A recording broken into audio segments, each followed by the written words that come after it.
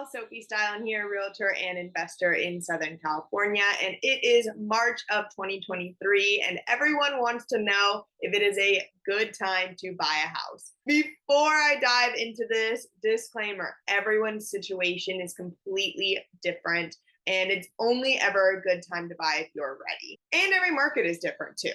Okay, now, what's up with the real estate market? In this quick analysis, we're using two assumptions that have become pretty regularly accepted predictions. One is that rates will continue to go up, and two, that prices will continue to drop through 2023. You might have just heard prices continued to drop and have gotten excited.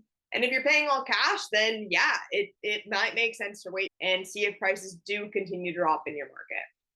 However, if you're using a loan, and I hope you heard interest rates continue to rise. How high?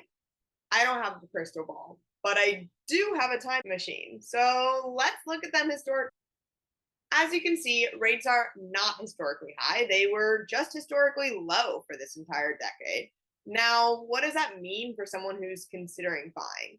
First, if we're assuming that they're going to continue to go up, then it might be better to buy as soon as you can. Here's an example. If we look at a $700,000 house with 20% down on a 30-year mortgage at a 6.5 interest rate, that puts your monthly at about $3,540. Now, let's use that same equation, but with a 7.5 interest rate. You can see your monthly payment goes to $3,916. And if you're putting less money down, that's going to make that difference proportionally that much bigger. If you're someone that's betting on interest rates going back to historical lows in a few years, should you wait until then? Well, maybe. If that happens, then home prices will shoot back up and we'll have a market like we did in 2021.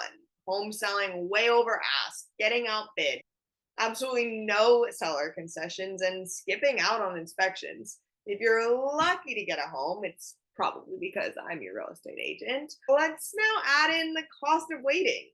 Even if we just look at a comparable house to my $700,000 house, you're at least spending $2,700 on rent for a comparable property. That's over $32,000 a year. That's a big chunk of change not to be swept aside, and extremely low compared to what most of my clients are paying in rent before they end up buying. Now, you probably don't love the idea of paying more in interest, and you also don't love the idea of losing out on multiple houses, paying way over ask and skipping inspection. So you're probably wondering, when is the in between? Is there ever going to be a more balanced market? And I guess the way I see it is, it's right now, as imperfect as that is. So, what if you buy and home prices do continue to drop? Then don't sell your house. Don't sell until they're back up. Even after the crash in '08, it only took 3 years for home values to completely recover. And as always, the number one most important factor to consider when buying a home is if you can afford the monthly payment.